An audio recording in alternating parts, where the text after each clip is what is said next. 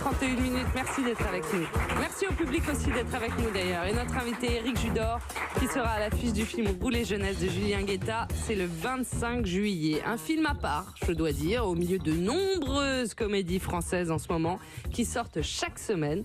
Et on a remarqué, vous aviez dit, je vous cite, les comédies mainstream, je les trouve catastrophiques. Elles s'emparent systématiquement de thèmes qui parlent pas au plus grand nombre. Elles sont mièvres, mal écrites, mal filmées, les arrière-plans sont bâclés, les gags ont été déjà vus 100 000 fois, et qui parlent au plus grand nombre, pardon. Et le public les plébiscite. Ces succès, vous ne les comprenez pas finalement. Mais vous allez quand même les voir ? Si, je les comprends en fait. Je les comprends parce que moi aussi j'ai eu 7 ans et j'avais envie de rire. Non mais c'est vrai. Et j'ai eu 7, 8 ans, 10 ans et j'avais envie de me marrer d'une sans réfléchir parce que j'avais pas les moyens de réfléchir à cet âge-là. Et puis de deux, je voulais des couleurs, du voyage et puis des gags que je comprends. Il se trouve que moi je travaille maintenant depuis 20 ans dans la vanne, oui. donc forcément je m'en satisfais plus de ça en tant que spectateur. Mais il y en a dernièrement une comédie qui vous a quand même scotché, où vous vous êtes dit il y a quelque chose là, j'aurais bien aimé la faire. Pas grand public. Enfin, j'ai vu Le Nouveau de Rudy Rosenberg, Oui. qui est formidable. C'est hilarant, et il a réussi à me faire me replonger dans qui j'étais à 10-12 ans. Trop chouette. Moi, j'avais complètement oublié qui j'étais à ce moment-là. On est entre l'enfant et l'adolescent. Et on a déjà les premières émotions amoureuses et tout ça. Et il le retranscrit, mais c'est hilarant. Hilarant, les personnages sont hilarants. Mais c'est incroyable quand même ce rapport qu'on a à l'humour américain ici, parce qu'à la fois c'est trop élitiste pour nous, l'humour anglo-saxon, l'humour américain, Larry David, etc. Ouais. Et en même temps, on voit que les comiques ont pas mal copié tout ce qui s'est fait aux États-Unis. Bah, il faut le franciser pour le public français.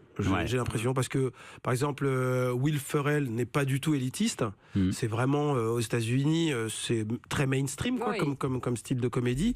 Bah, ça marche pas du tout en France. Ouais. Du coup, il faut faire des... Mais en France, il y a un thème on le voit de film en film, c'est les enfants un peu maltraités, que ce soit le babysitting, les enfants que les deux parents qui divorcent ne veulent pas assumer et se le renvoient l'un sur l'autre. Et votre film aussi, des enfants qui se retrouvent en surnombre comme ça. Alors oui, ce sont 3 exemples pour donner un courant, mais je suis pas sûr qu'il y en ait autant. Si. Bon, pour Ariel Wiesman, j'ai l'impression que c'est la transgression, moi, plus que... C'est pas mal. Hein. Plus que...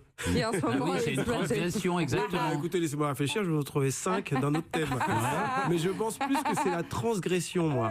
Parce que Babysitting, la suite de Babysitting, quand ils sont au Brésil, c'est au Brésil après, au Brésil, il n'y a plus tellement d'enfants, c'est plus le papy et tout ça. C'est plus faire des gags avec du caca. Quand je regarde Taxi 5, par exemple. Oui. Ah oui, à ce point-là. Oui. Bon. Ça vous a pas... Non. J'aime bien le silence en radio, j'aime bien. Je me dis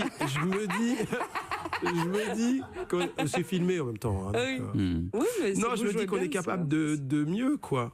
On est capable d'écrire des trucs, en vrai. Et de pas s'arrêter Vous postulez pour Taxi 6 ? Au cacao, au prout et tout ça. J'ai pas entendu.